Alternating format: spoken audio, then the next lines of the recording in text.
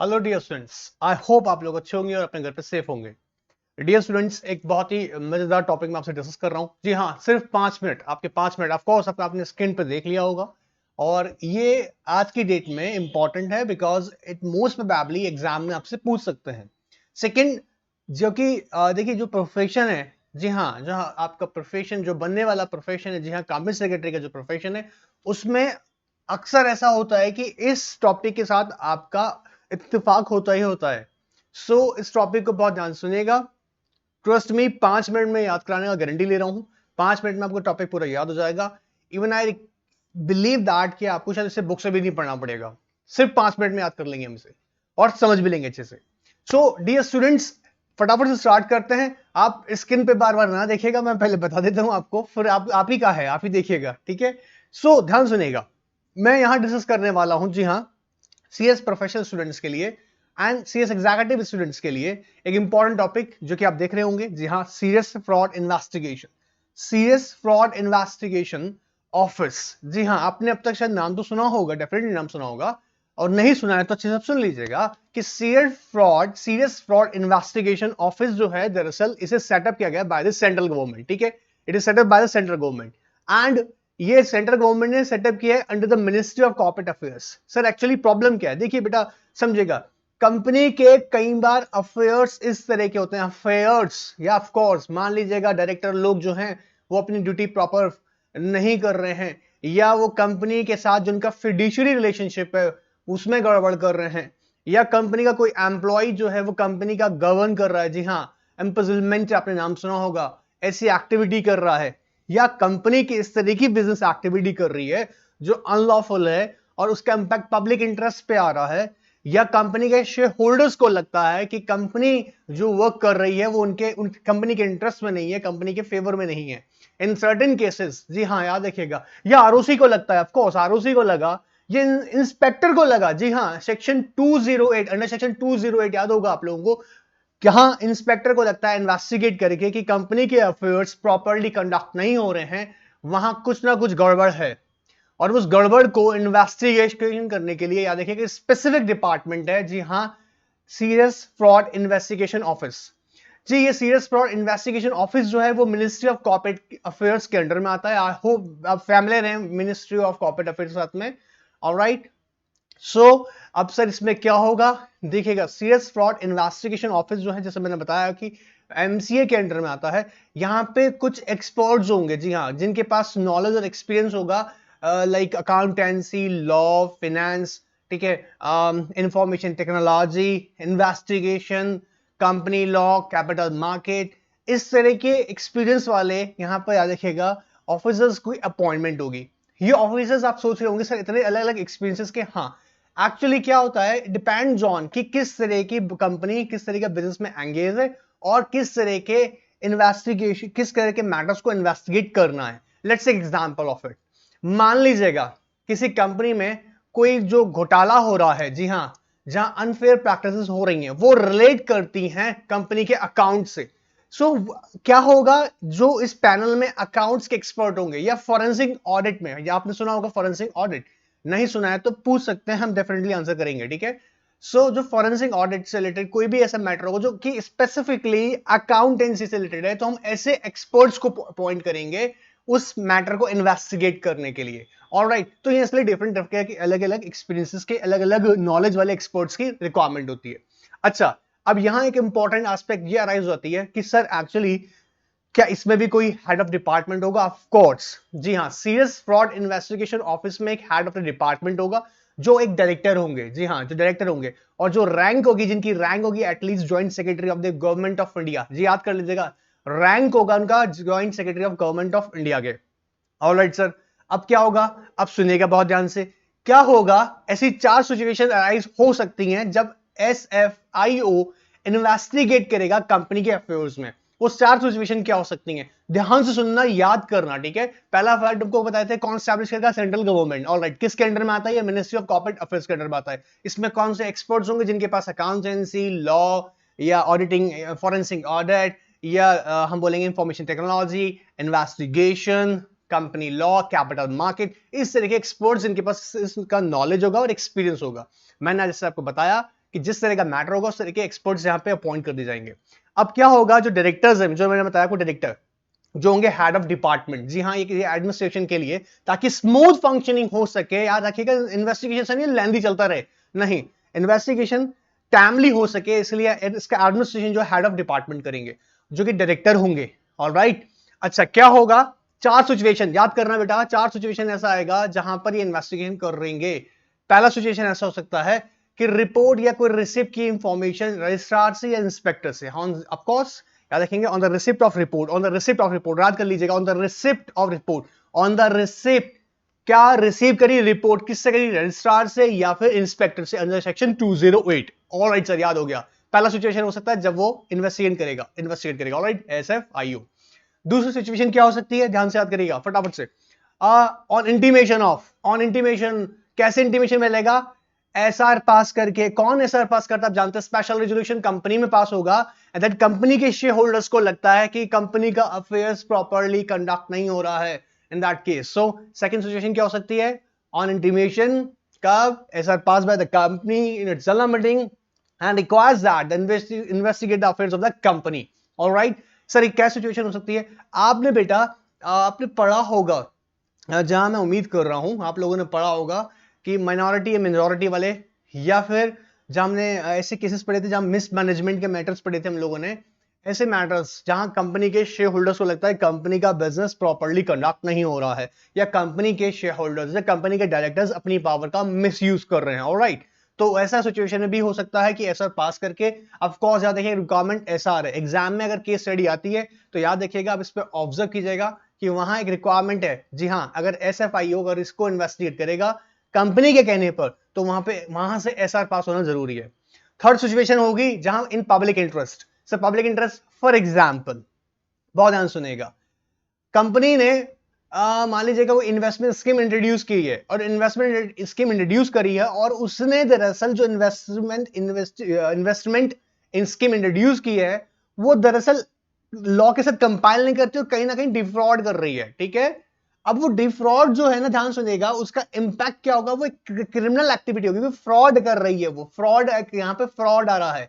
याद रखिए, जब फ्रॉड की मैं बात कर रहा हूं तो वो रिलेट कर रहा होता है ऐसे मामले से जहां पे क्राइम इन्वॉल्व हो गया, और क्राइम का इंपैक्ट पब्लिक पे जाता है।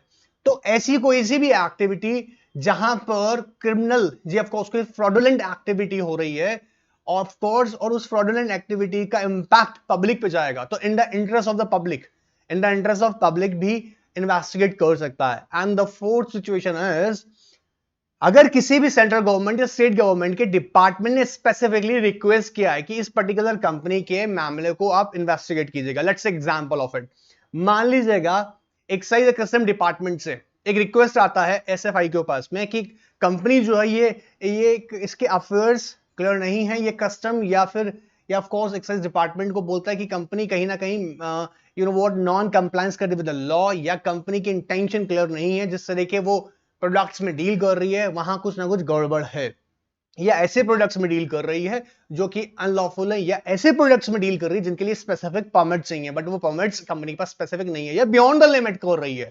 या ऐसा भी हो सकता है कि या मान लीजिएगा IT डिपार्टमेंट से स्पेसिफिकली रिक्वेस्ट आया हो।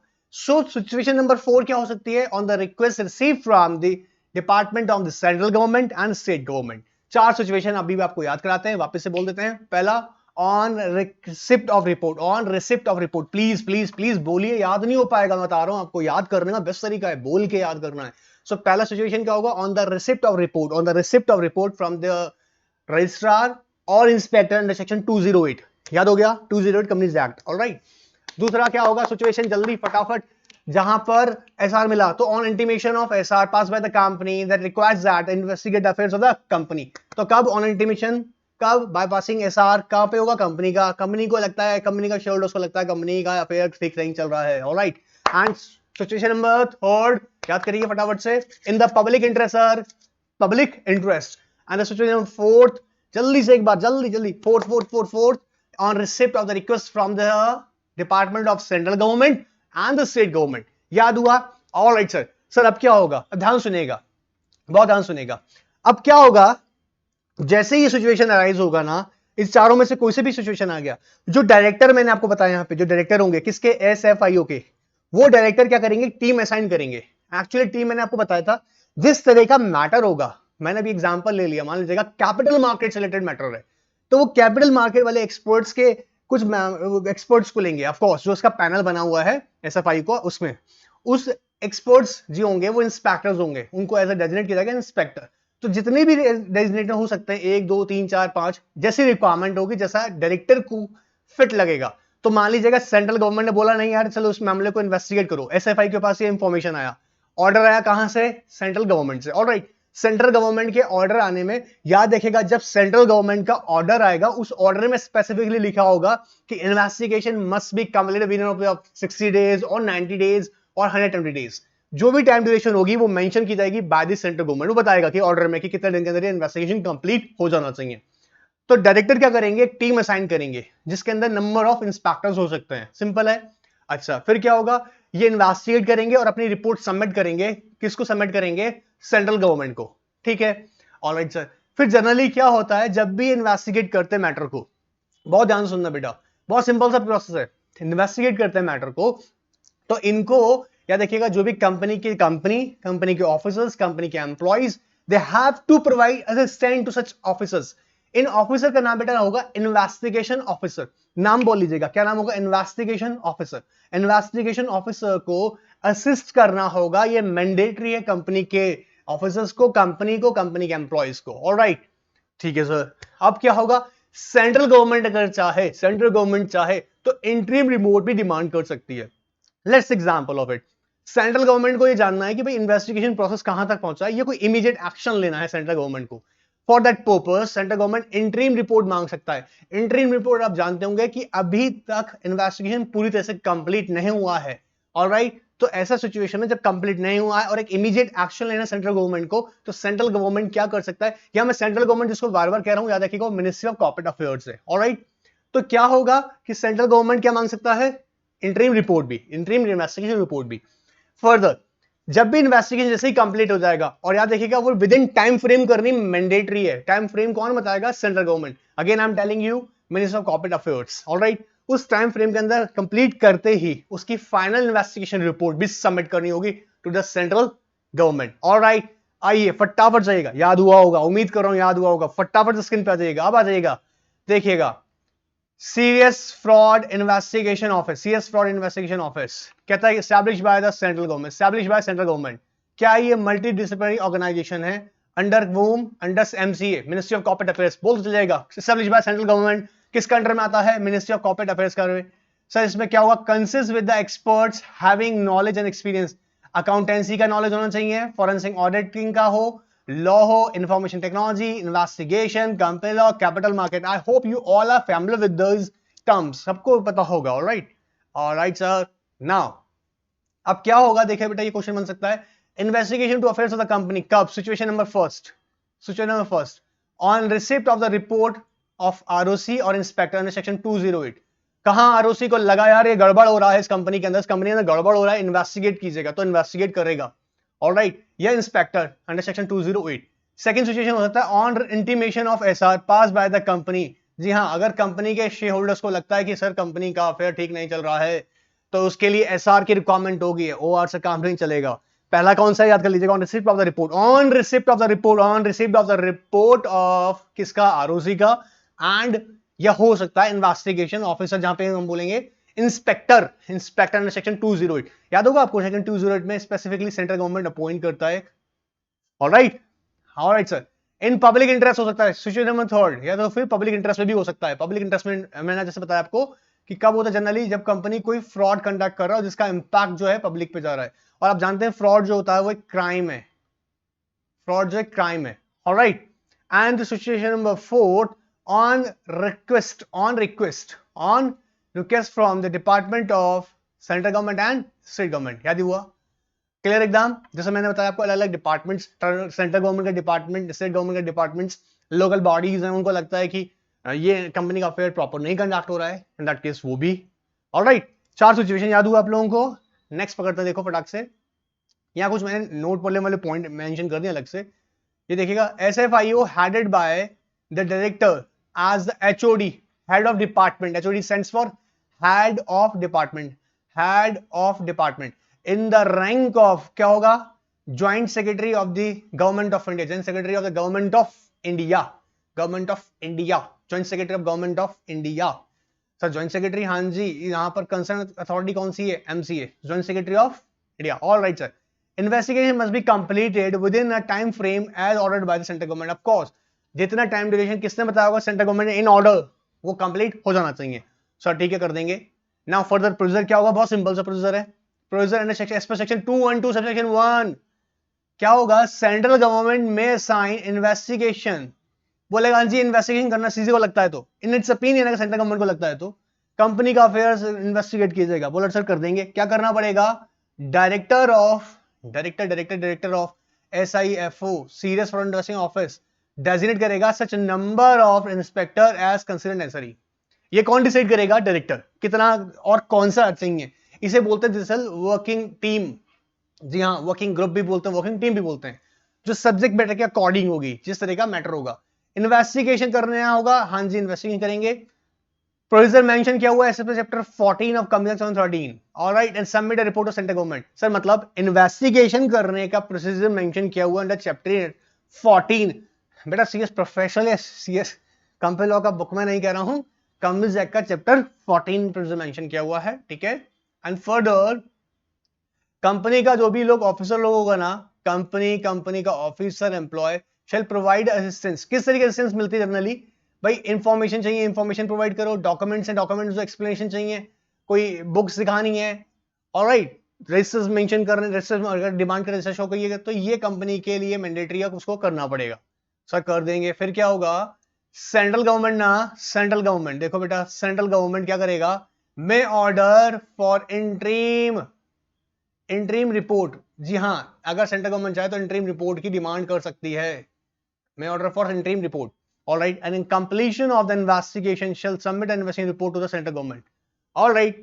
सर क्या करना पड़ेगा, पहला स्टेप सेक्शन 212 सबसेक्शन 1 क्या करना है, आपको जैसे ही पता लगा इन्वेस्टिगेशन के लिए आपको ऑर्डर आया कहां, सेंट्रल गवर्नमेंट से, डायरेक्टर जो होंगे, डायरेक्टर ऑफ SFIO क्या करेंगे, टीम असाइन करेंगे, मींस यहां पर अपॉइंट करेंगे such I mean required number of inspector, वो इन्वेस्टिगेट करेंगे मैटर में। इन्वेस्टिगेशन के लिए प्रोसीजर फॉलो करना पड़ेगा as mentioned in chapter 14 of company act 13, as chapter 14 of company act 13। Sir कर देंगे, ठीक है। फिर क्या होगा, कंपनी का ऑफिसर, कंपनी का एम्प्लॉय को असिस्ट करना होगा। किस तरह से असिस्ट करना है, इंफॉर्मेशन डिमांड जो कर रहा है इंफॉर्मेशन प्रोवाइड कीजिएगा, डॉक्यूमेंट्स हैं या फिर किसी भी तरह के बुक्स हैं, रजिस्टर्स हैं, एक्सप्लेनेशंस हैं, वो देने ही पड़ेंगे, ऑलराइट। सेंट्रल गवर्नमेंट के पास पावर है, वो इन्वेस्टिगेशन ऑफिसर को बोल सकता है कि भैया submit the interim investigation report, alright sir. And after the completion याद रखिएगा विद इन टाइम फ्रेम होना चाहिए। टाइम फ्रेम कौन बताएगा, सेंट्रल गवर्नमेंट, ऑलराइट। फिर सर फाइनल रिपोर्ट सबमिट कर जाएगा। सर हो गया, बस यही था। आई होप आपको सीरियस फ्रॉड इन्वेस्टिगेशन ऑफिस का कॉन्सेप्ट, छोटा सा कॉन्सेप्ट समझ में आ गया होगा। देखिए पॉसिबिलिटीज हैं, एग्जाम में अगर 4 मार्क्स का क्वेश्चन आता है आपको पूरा कॉन्सेप्ट याद हो गया होगा, नहीं बिलीव है तो जाइए बुक चेक कर लीजिए, आप होप आपको याद हो गया होगा। डियर फ्रेंड्स, अब इसके जस्ट बाद में एक और छोटा सा 15 मिनट्स से 20 मिनट्स 20 मिनट्स से छोटा और सेक्शन रेडी कर रहा हूं। इंपॉर्टेंट है सीएस प्रोफेशनल स्टूडेंट्स के लिए, हाँ उसे देखना ना भूलिएगा, सीएस प्रोफेशनल स्टूडेंट्स के लिए बहुत इंपॉर्टेंट है। एक्चुअली मैं आपको थोड़ा सा एक व्यू दे देता हूं। जनरली ये देखिएगा इंपॉर्टेंट इसलिए है क्योंकि company secretary in practice, of course company secretary in practice क्या होगा जनरली, देखिए पीसीएस का रोल सिर्फ ये नहीं है कि चेक कर लेना कि कंपनी ने कंप्लायंसेस किए हैं नहीं किए हैं, सिर्फ यही नहीं है कि मतलब सिर्फ चेक कर लिया हाँ कंपनी ने कंप्लायंस किए हैं, ऑलराइट गुड, नहीं, he has to look beyond such compliances, उसके बियॉन्ड भी जाके देखना होगा। क्यों, कई बार ऐसा होता है कंप्लायंसेस हो रहे हैं पर वहां इंटेंशन कुछ डिफरेंट है, वहां जैसे फॉर एग्जांपल डायरेक्टर्स ने पब्लिक से फंड रेज करने के लिए पूरा प्रोसीजर जो रिक्वायर्ड था फॉलो कर लिया, कंपनी के डायरेक्टर लोगों ने, मैनेजमेंट ने प्रोसीजर पूरा फॉलो किया, लेकिन उस फंड रेज करने के पीछे की इंटेंशन वो गड़बड़ है, ऑलराइट। तो उस गड़बड़ को क्या देखिएगा, पीसीएस का रोल बन जाता है कि वो गड़बड़ को ऑब्जर्व करे, और वो गड़बड़ क्या होगी, फ्रॉड होगी। तो सेक्शन 447 की तो पेनल्टी आप लोग जानते होंगे, मैं सेक्शन 447 की पेनल्टी अगले सेक्शन में डिस्कस नहीं करूंगा, अगर फिर भी आप चाहेंगे तो मैं थोड़ा सा इसमें व्यू जरूर दे दूंगा, 447 का तड़का लगा देंगे, ठीक है। लेकिन मैं बताऊंगा यहां पे क्योंकि बहुत इंपॉर्टेंट क्वेश्चन है कि कंपनी सेक्रेटरी इन प्रैक्टिस का एक इंपॉर्टेंट एस्पेक्ट बन जाती है कि वो किस तरह से इन्वेस्टिगेट करे। आई मीन उसे इन्वेस्टिगेट करते हुए ध्यान रखना चाहिए, ठीक है। एंड वन मोर थिंग, उसमें मैं बताऊंगा कि 447 के अकॉर्डिंग, हाँ जी, section 447 one of the important section. I personally believe that ये आने वाला क्वेश्चन है, आने वाले एग्जाम्स में डेफिनेटली एग्जाम्स में आ सकता है।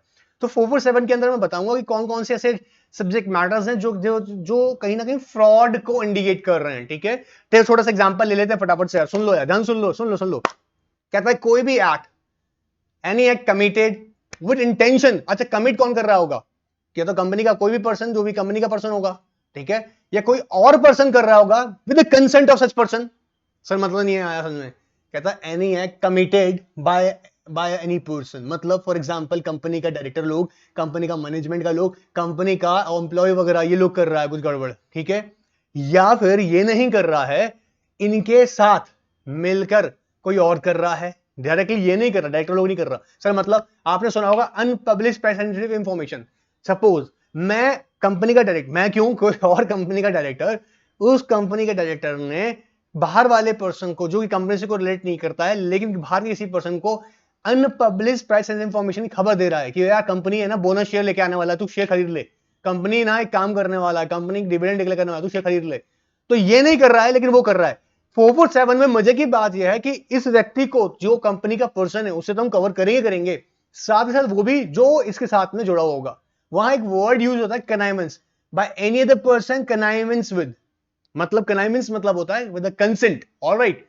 तो क्या कर रहा है, इंटेंड टू डिसीव, डिसीव मतलब धोखा देना, किसको, कंपनी को, कंपनी का शेयर होल्डर को, कंपनी का क्रेडिटर को, या किसी भी पर्सन को। जी हां, तो 447 के अंदर फ्रॉड बता रहे हैं, कह रहा है any act committed by any person और any other person with the connivance with intent to deceive the company, its creditor, its shareholder or any other person। यह कहता है any act regarding what you know omission, any omission committed। Sir omission का मतलब यहां पे, omission का मतलब ध्यान सुनना, आप एग्जांपल समझिएगा, प्रोस्पेक्टस में कोई इंपॉर्टेंट इंफॉर्मेशन थी, वो आपने लिखी नहीं है और वो इंटेंशनली आपने मेंशन नहीं करी है, मतलब ओमिट मतलब छूट जाना, लिखा नहीं भाई। फॉर एग्जांपल कंपनी के फाइनेंशियल्स की इंफॉर्मेशन हमें एक्यूरेट देनी थी, एक तो हुआ बेटा कि जानबूझ के हमने छुप दी नहीं, ठीक है, इसे बोलो ओमिशन। अब लॉ कहता है भाई डिफॉल्ट अगर इंटेंशनली हो रहा है, ओमिशन मतलब समझते हैं डिफॉल्ट, डिफॉल्ट इंटेंशनली हो रहा है तो वहां पर भी लायबिलिटी बनेगी, किसकी, कंपनी के पर्सन की भी, और जो कोई एनी अदर पर्सन जो कि कंपनी से डायरेक्टली इनडायरेक्टली कनेक्टेड है। Even it include section 447 includes experts view also, audit committee को भी पकड़ के खींचता है ये तो। अरे सर ये तो कंपनी सेक्रेटरी को भी खींच लेता है। हाँ 447 का डेफिनेशन 448 से पढ़ना, आप ज्यादा आपको याद होगा, सेक्शन 448, मैं कहता हूं section 448 read with section 447, alright. इसके अलावा या देखो any act committed by any person, सुनना बेटा, any act committed by any person और any other person with connivance with intent to deceive company, creditor, shareholder and any other person, ठीक है। यह कहता है any omission committed by the company, वो by any person और any other person, same definition repeat होगा बार बार, ठीक है।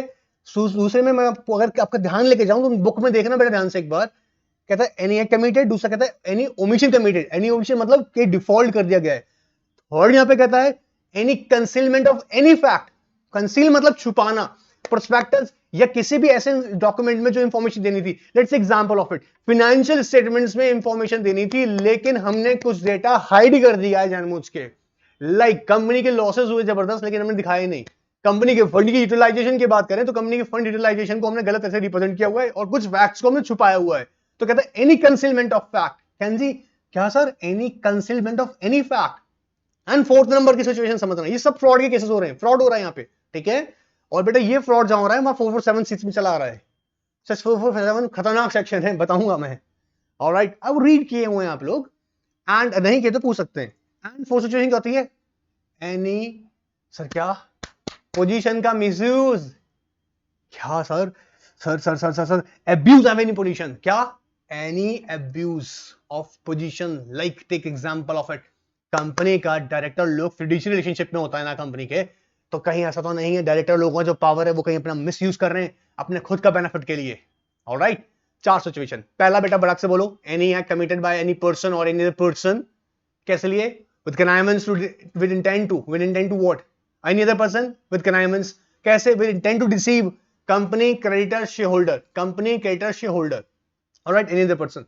फिर दूसरा सिचुएशन क्या होगा? Any omission committed by any person और any other person in connivance with intent to deceive, वही company creditor shareholder and any other person. Situation number third, तुम इसका कीवर्ड पकड़ो आगे वाले थर्ड का, any concealment of any fact by any person और any other person, वही वापस, ठीक है। Then fourth number, any abuse of position, any abuse of position किसके होगी? कमिटेड बाय एनी पर्सन और एनी अदर पर्सन, किसी के साथ मिलकर, ऑलराइट। या फिर इन चारों सिचुएशन में क्या हो रहा है, ध्यान सुनना, इन चारों सिचुएशन में क्या हो रहा है?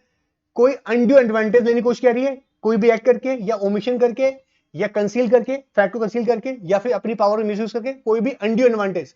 और अनड्यू एडवांटेज आप ले रहे हो चाहे आपको कोई रॉन्गफुल गेन हुआ है या रॉन्गफुल किसी को लॉस हुआ है, नहीं हुआ है। सर रॉन्गफुल गेन का मतलब, फॉर एग्जांपल, ये एक प्रॉपर्टी ए है जो कि कंपनी से बिलोंग करती है, आपसे बिलोंग नहीं करती है, लेकिन उसका इस्तेमाल आप अपने बेनिफिट के लिए कर रहे हैं। तो रॉन्गफुल गेन का मतलब क्या हुआ? कि प्रॉपर्टी एक्चुअली मान लीजिए उस डायरेक्टर से बिलोंग नहीं करती है और वो उससे बेनिफिट लेने की कोशिश कर रहा है, उसे बोलेंगे रॉन्गफुल गेन, ठीक है। अच्छा, दूसरी बात, मान लीजिएगा शेयर होल्डर को डिविडेंड मिलना चाहिए था, लेकिन कुछ शेयर होल्डर ऐसे हैं जिनका अता पता नहीं है, तो कंपनी उस पैसे को अपने पास नहीं रख सकता, डायरेक्टर लोग उसको अपने पास रख रहे हैं, वो राइट किसी और का है, तो रॉन्गफुल लॉस हो रहा है किसी को, मतलब जिसका किसी का लीगल राइट होता है उसका लॉस हो रहा है, ऑलराइट। याद हुआ सर? हाँ जी। या कोई अनड्यू एडवांटेज अभी बताए थे आपको sir, okay okay okay okay, undue advantage, sir undue advantage भी हो गई। उसके बाद हमको हमारे साथ में क्या हो सकता है? या फिर किसी भी तरह की इंजरी हो रही है, इंजरी मतलब injure to the interest of the company, any act ना कमिटेड बाय एनी पर्सन और any other person with connivance with intent to what? Injure मतलब कंपनी को नुकसान पहुंचा, कंपनी इंटरेस्ट को नुकसान पहुंच रहा है, ऐसी डील कर ली है, जानते हुए डील कर ली, कंपनी के लॉसेस है, सारे सारे इसमें लॉस हो रहे हैं और जानते डायरेक्टर से डील कर रहे हैं, क्योंकि डायरेक्टर का मामा का बेटा है जो दूसरी कंपनी में, और उससे बेनिफिट लेने की कोशिश कर रहे हैं। मैं ये नहीं कह रहा हूं कि जिन कॉन्ट्रैक्ट्स में, जिन एग्रीमेंट्स में डायरेक्टर इंटरेस्टेड हो सकते हैं, होते हैं, वो कॉन्ट्रैक्ट इनवैलिड हो जाते हैं। बहुत ध्यान सुनना, एक बहुत इंपॉर्टेंट क्वेश्चन है। ऐसा नहीं है जिन कॉन्ट्रैक्ट्स में डायरेक्टर्स इंटरेस्टेड होते हैं वो इनवैलिड हो जाते हैं, नहीं, प्रोवाइडेड कि उनके अंदर लॉ के प्रोविजंस जो प्रोवाइड किए उन्हें कंपाइल किया गया हो। जी हाँ, अगर रिलेटेड पार्टी ट्रांजैक्शन है तो उसके प्रॉपर डिस्क्लोजर होने चाहिए। अगर डायरेक्टर किसी भी पर्टिकुलर सब्जेक्ट मैटर में इंटरेस्टेड है, फर्स्ट ही हैज टू डिस्क्लोज। तो ये लॉ के प्रोसीजर्स हैं, ऑलराइट। वो डायरेक्टर पार्टिसिपेट नहीं करेगा मीटिंग में, ये प्रोसीजर है, ये फॉलो होना चाहिए। मैं ये नहीं कह रहा हूं कि वो एग्रीमेंट इनवैलिड हो गया, ऐसा नहीं है, ऑलराइट। सो मैं उम्मीद कर रहा हूं आप लोगों से, आपको इसमें चार बातें समझ में आएगा कि 447 किस किस को फ्रॉड की कैटेगरी में रख लेता है। चार situation, any act committed, any omission committed, any concealment of any fact and abuse of position, alright. Anyways dear friends, I hope यहां तक आपको सेशन में कोई डाउट नहीं होगा। फिर भी डाउट होगा तो डेफिनेटली आप कमेंट बॉक्स में पूछेगा। ये हमने सिर्फ प्रोफेशनल के मॉड्यूल सेकंड से, जी हाँ, सेकंड ऑडिट आपकी बुक जो है वहां से कवर किया है। चैप्टर नंबर 16 नोट कर लीजिएगा आपके सेकंड ऑडिट से, एंड सीएस एग्जीक्यूटिव आपके लिए कंपनी लॉ से लिया है टॉपिक है। आई होप आपको क्लियर होगा। फिर भी अगर डाउट है, क्वेरी है, पूछेगा, कमेंट बॉक्स में डालिएगा, definitely I try my best कि उसके लिए आपके लिए प्रॉपर वीडियो बन सके। Thank you very much and take care.